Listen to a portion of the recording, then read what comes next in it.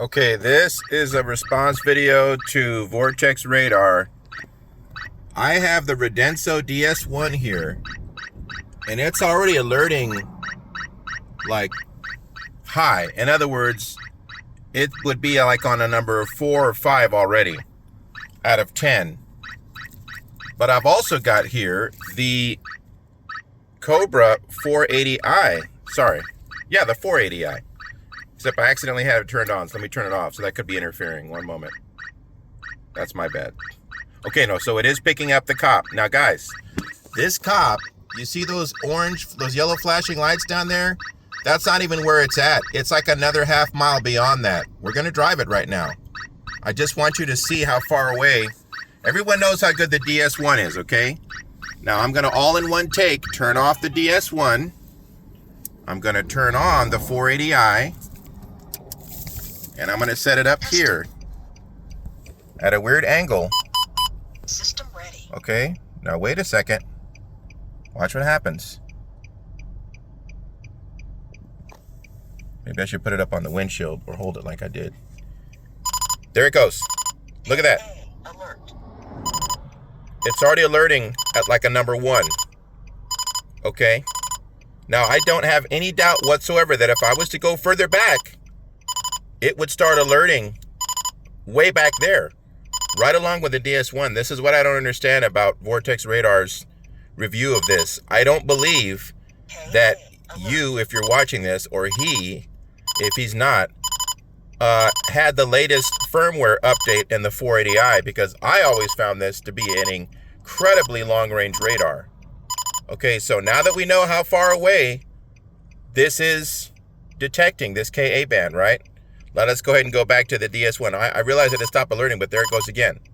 Because it is far away. I'm telling you, it is far away. You're going to see right now. So here we go. Let's turn that off. All in one take. Got the Radenso back on. And I'm going to hold it here as we record. Look at that. It started off right away. Now, obviously, it's more sensitive than the Cobra because, A, it's not turning off, right? It's keeping a consistent signal. And it's already showing the radar as if it's much closer than what it is. That's how you know that you're dealing with a sensitive radar detector. If it's detecting as if the unit is very close, even though it's very far away, that's a good sign. That means by the time it shows it to be super close, you're right up on it. So here we are. You can guesstimate my speed right now is, my speed is 55, but you can guesstimate how far away this thing is. If you rewind back to when I first started moving, give it about 2 or 3 seconds for me to get up to 55. Now we're driving directly towards the source of the radar. I want you to see how far away. See how long we've been driving? Here's the first flashing yellow lights that I referenced earlier. It's not these. Now we're about to hit the second set of flashing lights, and it wasn't those either.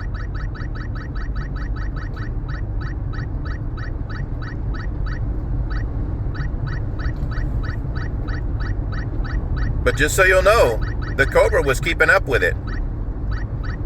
The Cobra was right on top of that signal, just like the DS1 is. Now watch this. The DS1 is going crazy.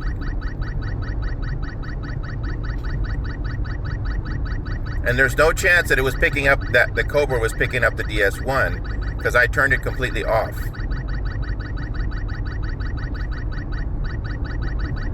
Look, here's the second set of flashing yellow lights. We're still not there yet.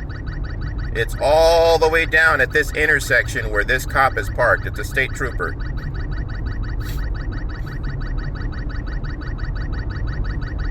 So look how long we've been driving. Imagine if you had the 480i, the one that Vortex Radar calls a piece of crap.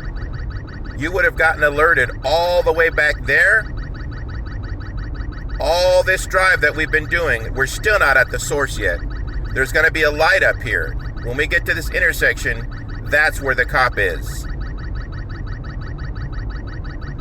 Past these construction or these electrical crew, whatever these are, utility work. See those? Oh, he's moving now. He just started moving. He's going after someone. He's making a U-turn right now. But he's no longer facing us, but he was a second ago. So he just now started moving. But I just want you to see him here. Hopefully you can see the flashing lights here in a minute. He's pulling over that truck. So he's made a U-turn and he's now facing away from me on the opposite side of the road. He was on the left side of the road facing me. Over here where this, see where the crew is? See where that truck is with the flashing? And let me zoom in.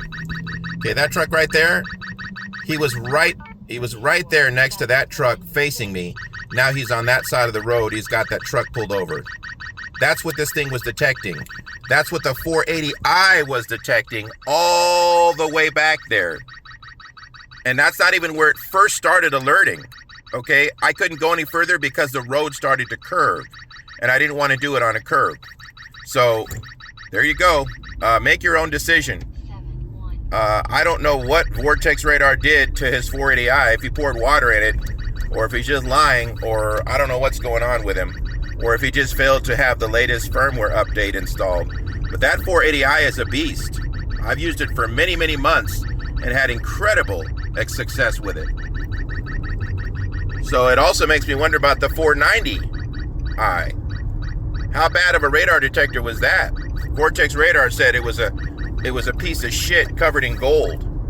Now I'm curious to buy the 490i and see if it actually works good. I know he gave the Rad 700 big review, or like that it was a pretty good radar detector, but it makes me wonder now. Anyway, that's it. That's my review of the 480i compared to the DS1.